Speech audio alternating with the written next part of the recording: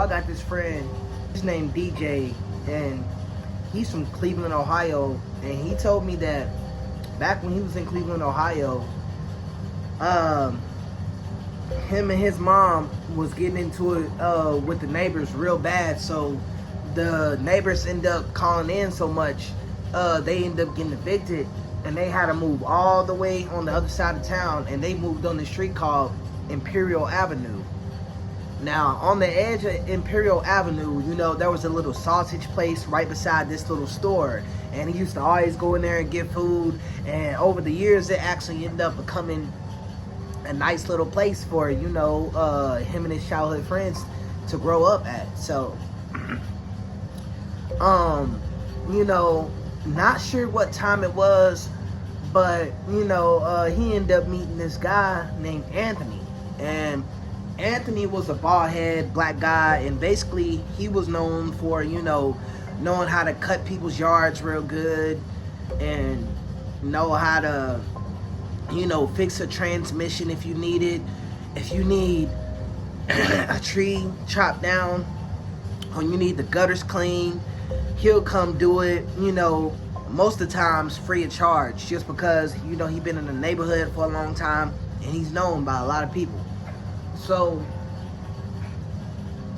some time go by, and you know, he ends up meeting him because of, you know, his bike ended up breaking, and he ended up coming saying, you know, it's not the chain, it's this, and he ended up fixing the bike for him. So you're like, oh man, this Anthony dude, he's cool.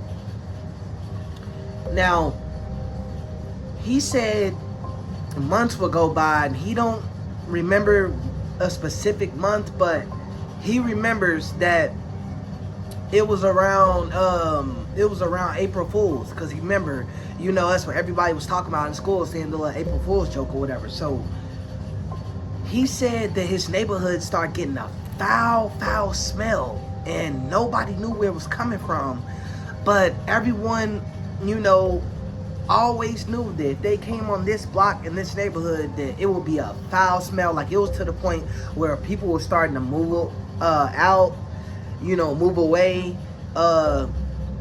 You know, just most people didn't even want to walk on that street. Like, they'll just go a few streets down if they need to cut somewhere to go where they need to go. They wouldn't even go on that street. And, you know, his friend in school, you know, his mom went missing or whatever, you know, months and months back, and he remembered his friend telling him about it, like, yeah, bro, man, that's crazy, bro. My mom ain't been back home in like 5-6 months, bro, and we had to move with our granny and everything, bro, and that's not like my mom. So he's like, man, oh my God, bro, that is crazy, bro.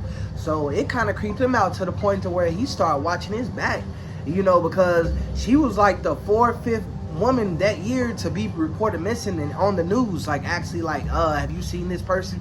So he started, you know, catching wind, like, oh, something's going on this side of town I must not know about. So, you know, one day he sees Anthony walking, and he's walking real fast, and he got some beers like in a bag, and he's like, oh, hey, what's up, man? And when he looks at Anthony, he has like a long scratch on his, you know, face. He was like, oh, what's up, youngin? What you into, man? I'm about to go meet this girl, man. Hey, you alright, man? That's what he ends up asking. Anthony's like, oh, yeah, man, I'm good, man. I end up slipping on the compactor back there, man, and end up scraping my face on the side of the fence. And he was like, oh, man, dang, that's crazy. So that was the last time he seen him. He's like, all right, young blood, you take care of it. So around Halloween, you know, he getting off school or whatever, and he see his whole street just blocked off. Police everywhere, you know, yellow tape. So, the lady across the street ends up coming up and basically ends up telling him, like, yeah, yeah, they done found all them girls in that man's house. He's like, who? He said, in Anthony's. And as he's looking, he sees Anthony getting put in the car, like in a paddy wagon, in handcuffs. And as the story go on and hours go by, they just see all of these, you know, investigators coming, digging up his house and bringing all these bodies out in white body bags, basically.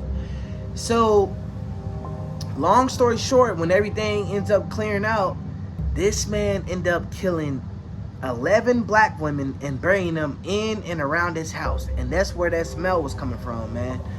And the dude, Anthony, he was the guy, man. He ended up doing it, man. His name ended up being Anthony Sowell.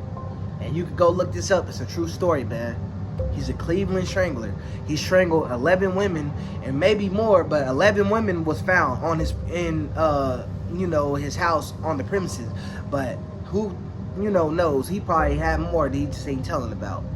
So yeah, man. If y'all are here on these streets, man, doing drugs, man, watch out who y'all get in the car with, man, and try to get help as soon as possible, man. And with that story, I'm out.